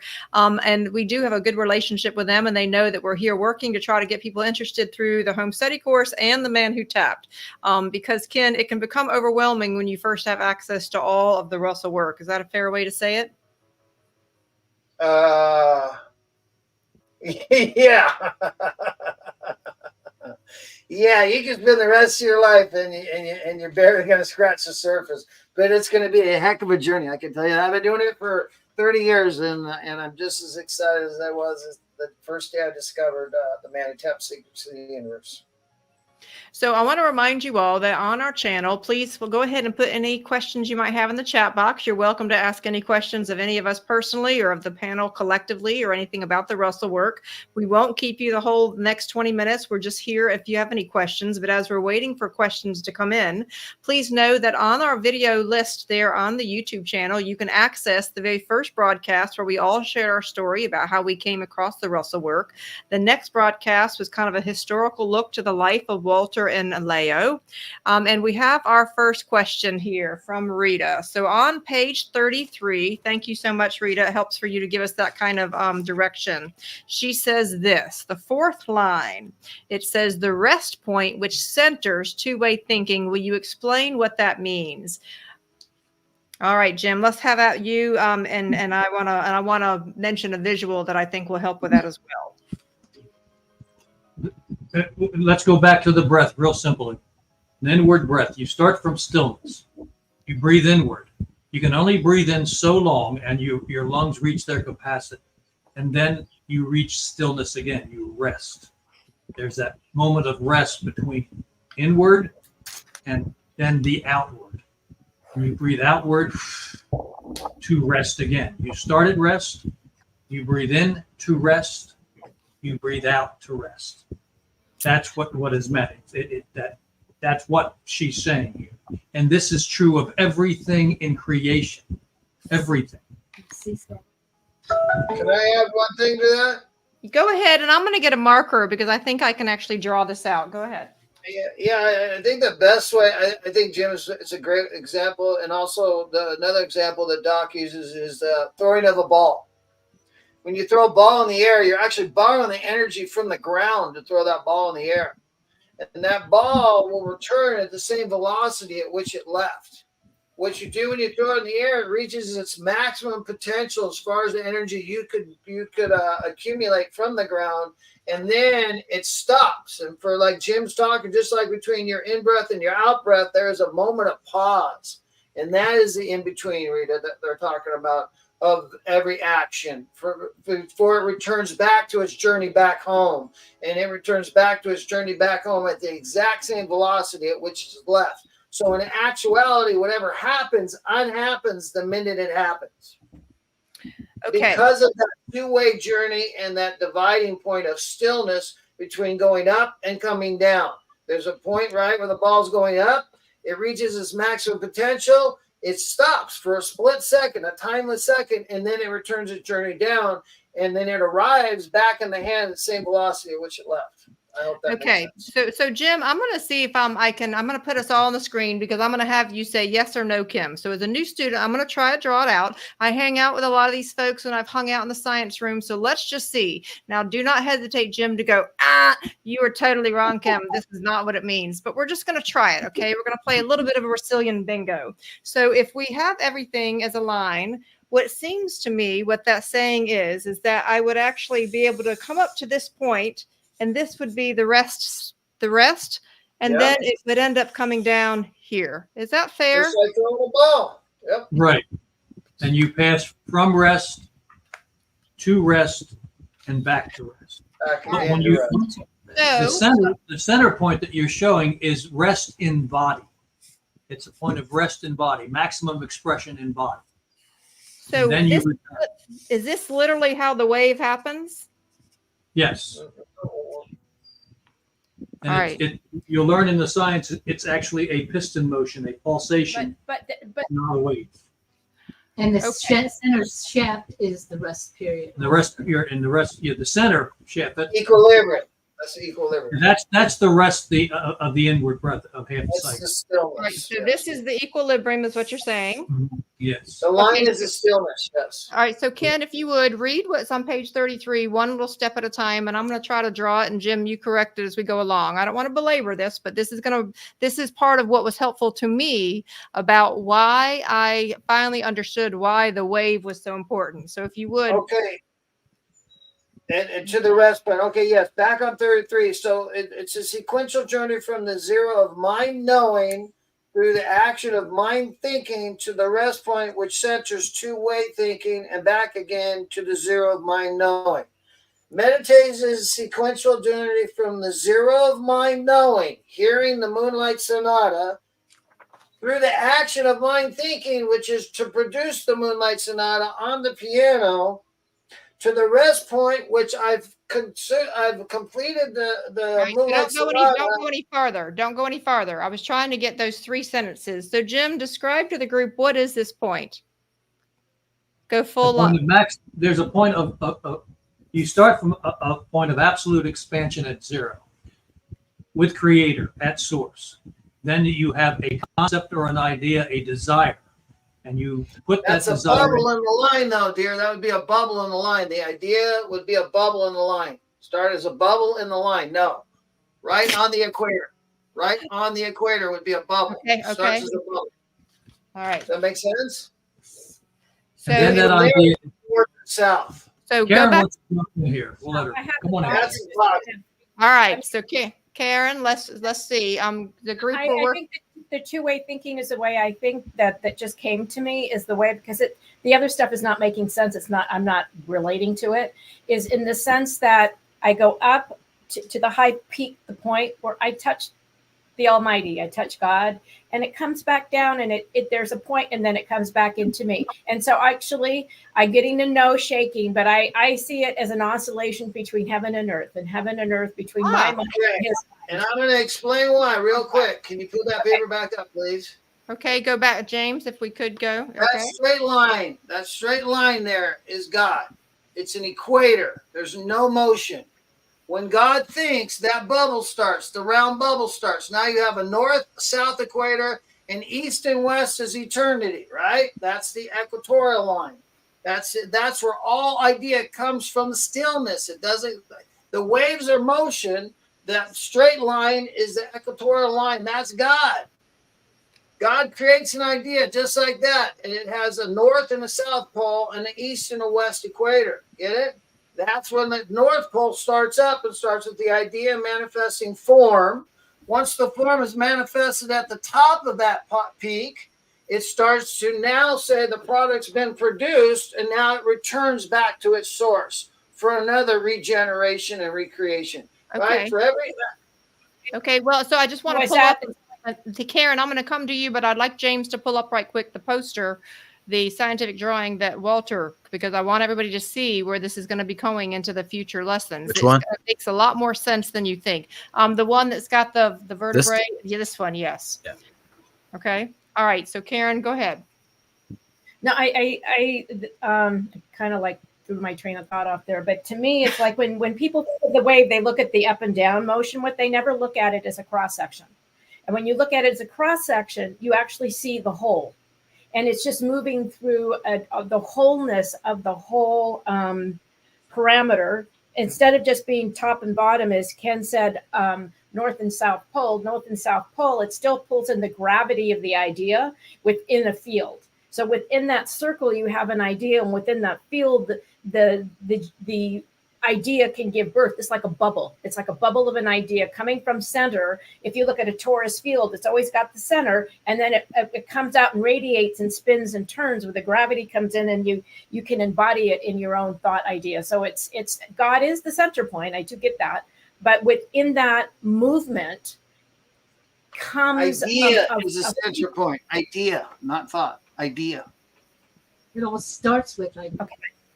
That is the center point. Idea, not, well, not thought. that's where everything emanates And the out breath. from. Yeah. Okay. And then the breath, rest. Idea is full and conceptual of what it is. It's all there. There's no missing parts in idea. So Rita, here's the thing that we want you Moonlight all to Sonata, let me say it like this. The Moonlight Sonata hit like that. It's a timeless flash. When I invented my golf invention, I saw it like that. It took desire to want to see it, but when the desire was fulfilled, it was instantaneous.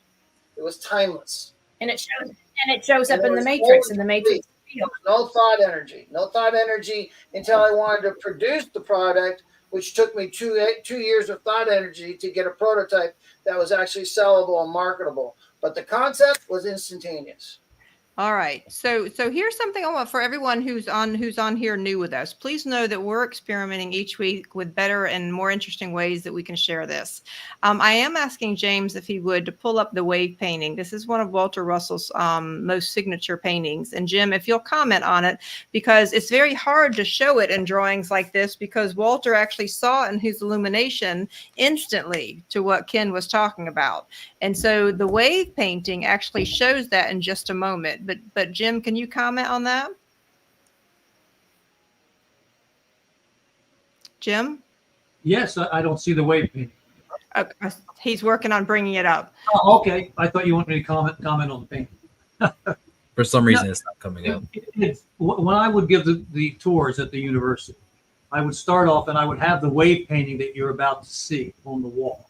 And then I would superimpose over it the 9-octave wave drawing that he did and show that they are one and the same thing.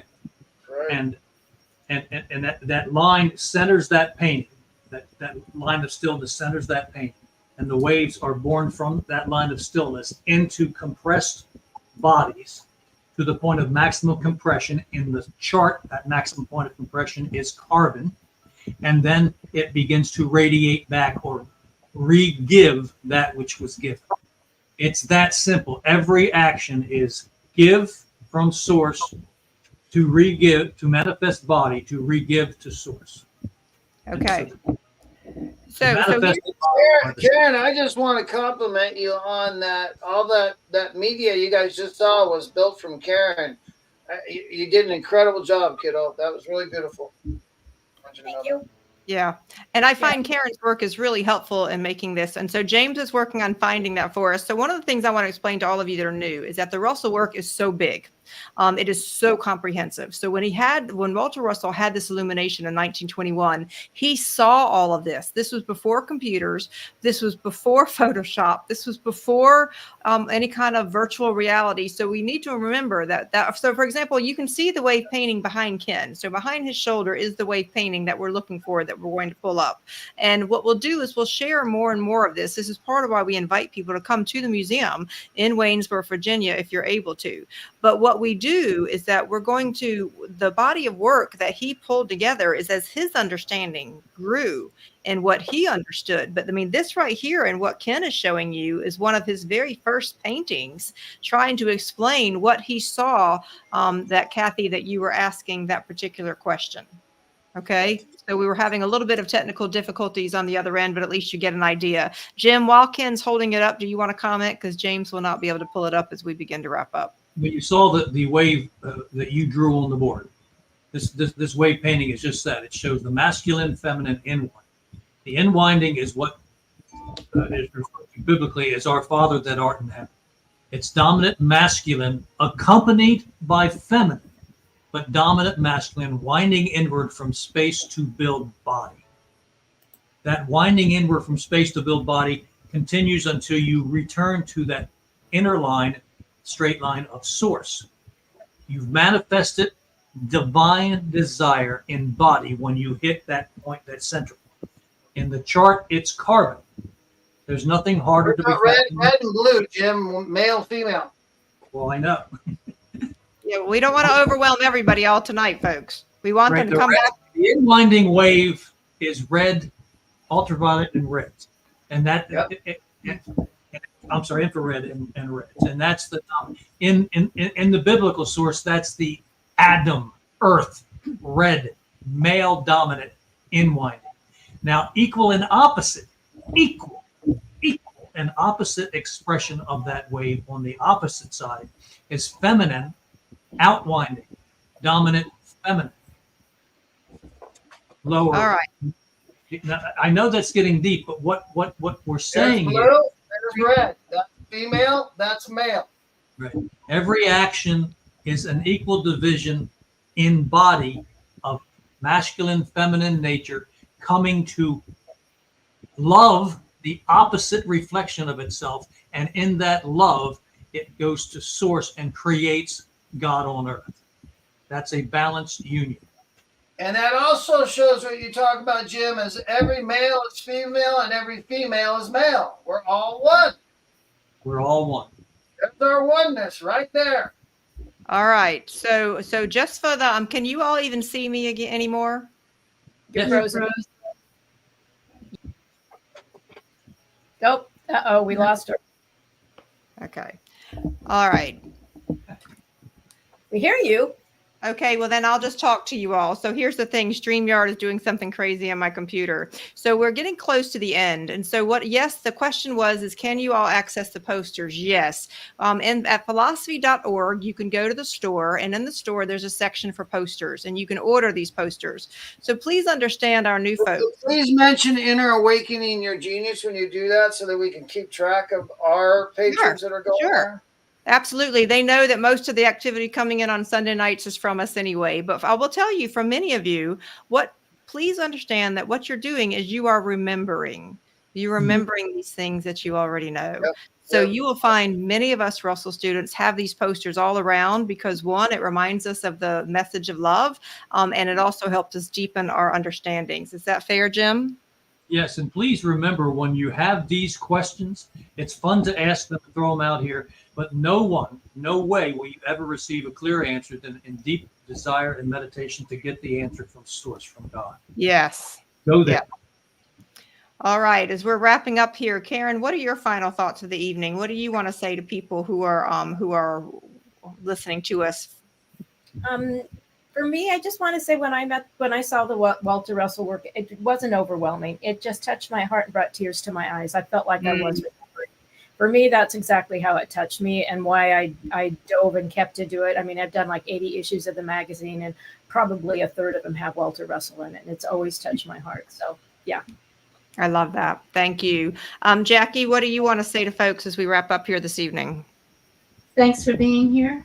Thanks for listening, and good luck on your own personal journey. And can't wait to have other people share their knowledge of awakening, and because we're all in this together, and we each have a piece of the puzzle. Love that.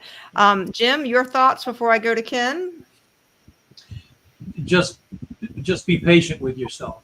Read and study and reread, and when you lose patience, ask for help. It's always there for us. The divine is absolutely present eternally within you. Eternally. When you get a sense that you're disconnected from that, it's you that is disconnected. God never disconnects from you.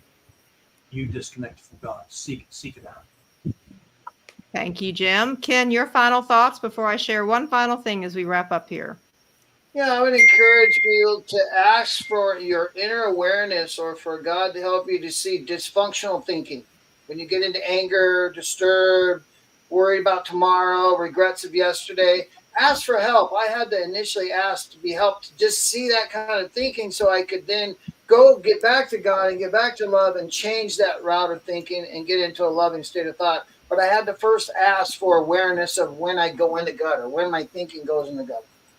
All right. So thank you. And so for everyone that's here, there's a reason why you're on this journey with us. Thanks for being patient as we have technical glitches. I did want to add one thing. I've asked Karen to please place this in the chat box, but I'll also read it out loud.